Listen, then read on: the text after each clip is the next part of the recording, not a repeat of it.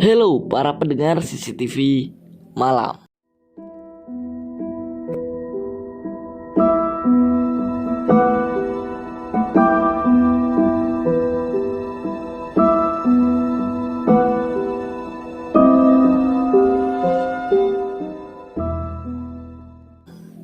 Seperti biasanya di video kali ini, aku akan menceritakan cerita horor dan kisah sejarah mitos untuk menemani kegiatan malam kalian guys. Dan di video kali ini, karena bertepatan dengan malam Jumat guys, jadi aku akan bawain kalian cerita pengalaman horor seseorang ketika camping bersama temannya guys. Jadi seperti apa ceritanya? Alangkah baiknya sebelum kita mulai ke ceritanya, kalian subscribe dulu ke channel ini dan jangan lupa tekan lonceng notifikasinya juga agar gak ketinggalan setiap gue upload video terbaru. Like, komen, dan share video ini agar aku semakin semangat lagi ke depannya. Dan ya, matikan lampunya, siapin kopi dan cemilanya. Kalau sudah siap, mari kita mulai ke ceritanya.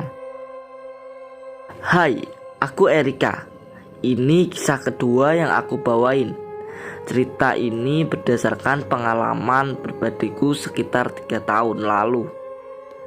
Aku dan 8 temanku, 5 laki-laki, 3 perempuan, diantaranya Nara, Raffi, Zanu, Rehan, Juna, Sila, Biru, Hani, melakukan camping di hutan yang cukup jauh dari pemukiman warga. Oh ya guys, BTW nama yang ada di sini telah disamarin ya guys ya. Semua berawal ketika kami semua libur semester kelas 11. Nara mengusulkan kita untuk pergi camping di hutan yang memang lokasinya jauh dari pemukiman warga supaya ada cerita katanya.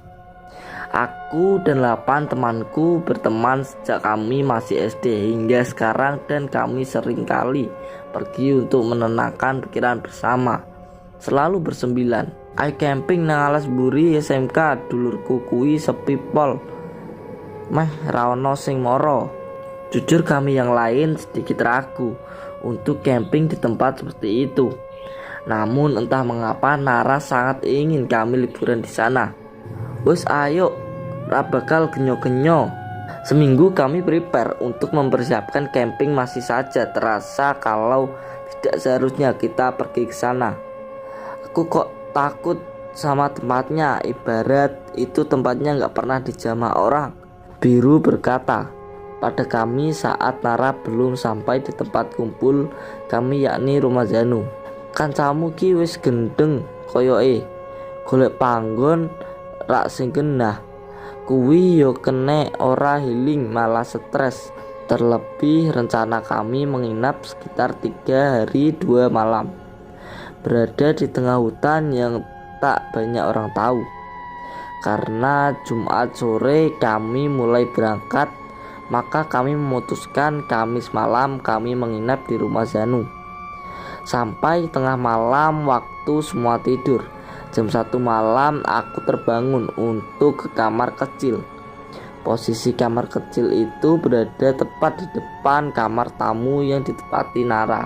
Aku menghidupkan keran air dan sayup-sayup mendengar suara tangisan Nara.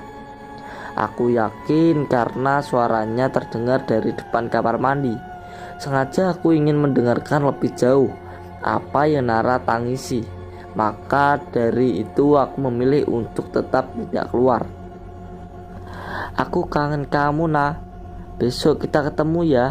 Aku bakal kenalin kamu ke temen yang sejak kecil selalu bareng aku. Aku bingung. Nah, siapa? Gak mungkin Juna, pikirku karena kami selalu bersama dan terlebih Juna laki-laki. Siapa nah? Dirindukan Nara. Besok akan bertemu. Kapan? Kan kita besok mau camping. Semua pikiran itu bercampur sampai akhirnya aku memutuskan untuk keluar dan dapat Nara dengan mata sembab juga keluar dari kamarnya. Belum tidur Aku pipis Nar. BTW matamu sembab abis nangis kah? Hah? Enggak kok, tadi nonton anime. Oh aku duluan ya. "Iya Sok, aku tahu Nara berbohong. Aku jelas mendengar semuanya yang dia ucapkan tadi. Dan anime bikin nangis, aneh pikirku. Sejak kapan Nara suka nonton anime? Pai di kamarku aku melihat Zila dan Hani yang sedang menenangkan Biru karena menangis. Aku kaget, kenapa Biru? Biru kenapa? Tanyaku saat memasuki kamar dan melihat Biru yang berantakan. Mimpi gak ngerti tadi dia teriak-teriak. Bilang maaf nah, bukan aku gak tahu itu siapa. Tapi aku yakin bukan Juna. Zila menjawab pertanyaanku sambil mengusap punggung Biru. Aku kaget seketika ingat waktu Nara juga menyebutkan waktu dia nangis tadi. Aku menyingkirkan semua pikiranku dan melanjutkan tidur setelah Biru tenang. Sampai keesokan harinya, waktu sarapan kami semua kumpul di halaman depan rumah Zanu, menggelar karpet dan sarapan di sana. Bukan hanya aku yang merasakan hawa panas dari tatapan Nara ke Biru. Memang bertahun-tahun baru setelah terakhir tiba hubungan Nara dan Biru merenggang. Keduanya memilih untuk diam. Entah apa yang membuat mereka jadi pendiam untuk satu sama lain, dan dari mereka lebih memilih untuk tidak bercerita apapun. Setelah selesai sarapan, Raihan dan Hani mengajakku untuk ke belakang membicarakan sesuatu. Awakmu meruh, Raer. Aku bingung apa konteks pertanyaan Raihan yang secara tiba-tiba. Opo? Perempuan di belakangnya Nara. Hani menimpali. Hah? Emang adakah? Aku minus mataku membuat pandanganku juga blur terhadap mereka. Raine piye? Raono Raine, begitu kata Zanu dan Hani mengangguk. Siang hari saat kami sedang diskusi tentang persiapan kami di sana nanti sore, Nara datang dengan seorang perempuan seumuran kami. Dia bakal ikut. Ini sepupuku namanya Ana. Kami semua saling menatap. Nara sebelumnya tidak pernah berkata bahwa ia akan mengajak sepupunya, alias di luar rencana kami dan sangat dadakan.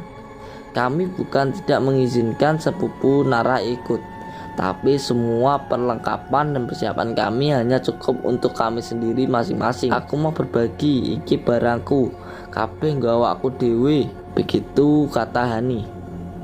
Kami kaum perempuan lainnya pun juga mengiyakan, gak peduli disebut egois karena memang semua yang kami bawa ya hanya untuk pribadi. Kami bawa 5 motor dan sesampainya di sana jam 3 sore kami mulai mendirikan tenda. Lihat Tuan Putri yang dibawa Nara, hanya dia mematung saat yang lain sibuk sana sini.